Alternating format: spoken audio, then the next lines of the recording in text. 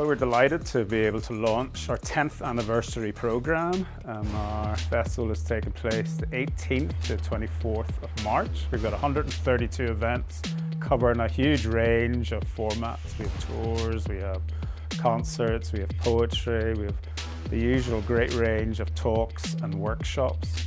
And really the whole programme is designed to get people thinking about new ideas on politics and culture. We're asking people to put their thinking hats on because we want people to imagine the city in a new and creative way.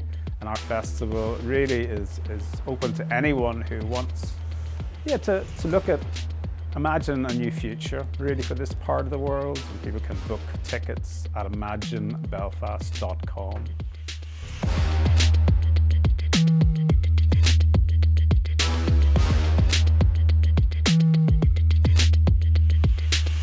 We really want to encourage ordinary citizens to take control of their lives, to get involved in politics and to use the arts and culture to encourage people who perhaps aren't interested in political activity, to get on board and to look at ways in which we can make the city more progressive.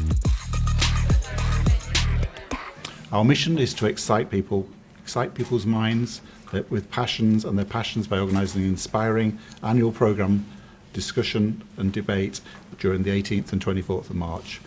2/3 of our events are free, with modest ticket prices charged for the other events. We expect over 20,000 people will attend our events, with many more participating on online platforms.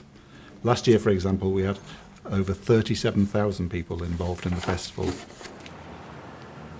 From the beginning of the year right through till the middle of February, we've already seen a number of different festivals taking place. The Imagine one is unique in the sense that it really is about trying to get people to think in a different way about politics, trying to encourage people who wouldn't necessarily be involved in political debate to come along and get involved in it.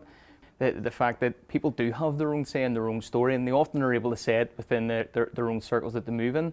Sometimes they don't get the platform to be able to say that with different political contributors as well as some experts within different fields. So the Imagine Festival really gives people that platform to have their voices heard and to be able to share their own views and their thoughts about how they think the future of the city should be going forward.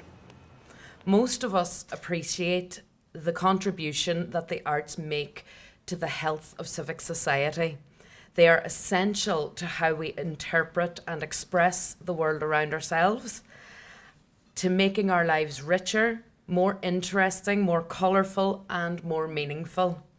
This is, of course, why we see the arts so firmly embedded in a festival that is dedicated to ideas and politics.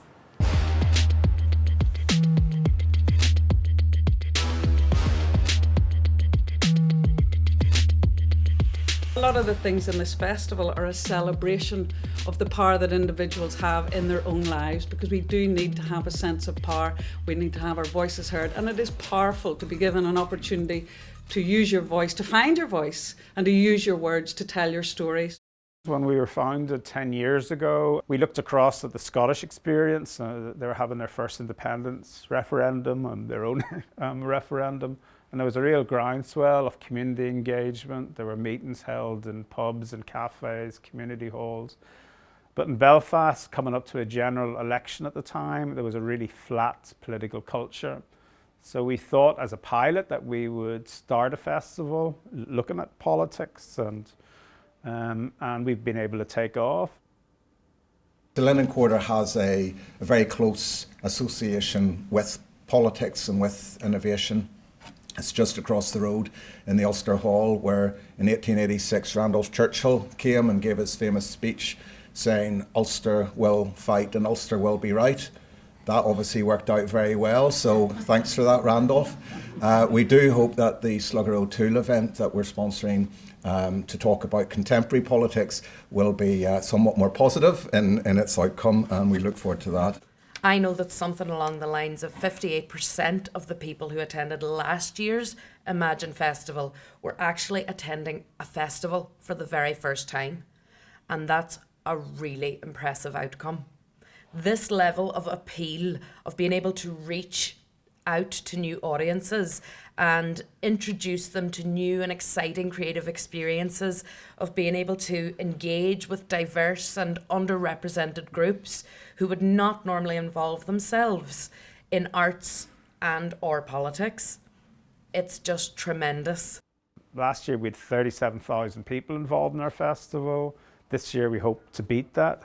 So there's no doubt that there's an appetite for the sort of debates and the performances and the discussions that we're able to programme. And we hope in our forthcoming festival that people will continue to enjoy and engage with us. I know it's a special year because we're talking about 10 years in existence, and I think for any festival, for any event, to be able to be going on for 10 years, especially when we think of the challenges that we've seen in recent years, it's a massive feat. So a lot of well done, a lot of praise needs to go on the organisers for ensuring that you've reached a fantastic milestone. Me and Elaine, we've been hanging around in what was once Sailor Town, drinking cheap red wine by the light of the Belfast moon. There's nobody left here that works at the docks. It's all urban renewal and apartment blocks. Summer is fading, winter will be coming soon. The walls in the city have a lot to say about the UVF and the IRA. It's cold by the river, but the sky is full of stars.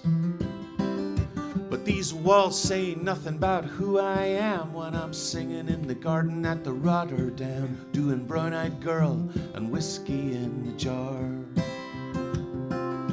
And I know they're tearing it down street by street. Look out below, there goes the ground beneath your feet.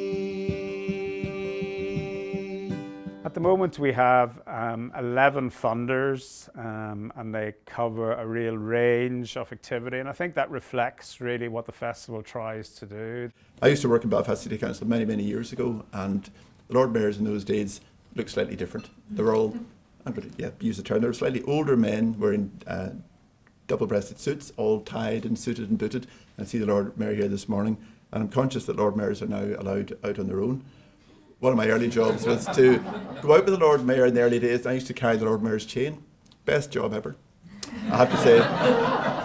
It's worth about £250,000, I have to say that. And we used to get chances to go on foreign trips, and that was my only contribution, carrying the Lord Mayor's chain. So I'm still available now that I'm semi-retired, if you need it. But I just want to say thank you for the opportunity to come along. The VSB Foundation say, I think probably we were one of the first funders. Our money was used very much as the catalyst. So we've always supported it, and we want to continue supporting it in no matter what iteration or what shape it takes. So I would encourage everyone to look at the programme, tick off all those events you can go to.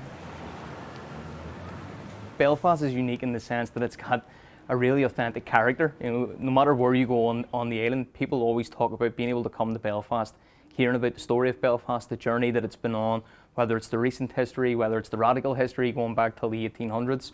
And so I think that authenticity still stands true to Belfast today. And I talked about the next 10 years almost being a decade of opportunities because of the amount of high-level events that we're trying to bring into the city of Belfast, whether it's the Euros in 2028 or Flat Cool na Hearn in 2026, 2027. There's a lot of stuff going on, but even just at the grassroots level, organisations like Imagine putting on these festivals, giving people the opportunity to come out and enjoy the best of what Belfast has to offer.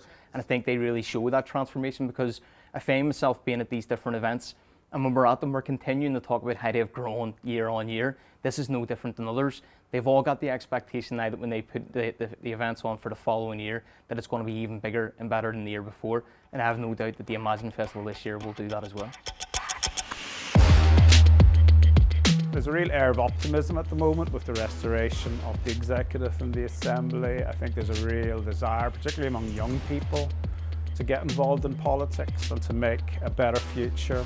So that's what our festival is about, really trying to reimagine a future and to look at how citizens can get involved. It shouldn't just be left to the politicians and political parties, but we all have a role in transforming our future. Our festival is all over the city. We have 44 venues. I'd say most of our events are free, so people are very welcome to join us. and to help celebrate this wonderful city.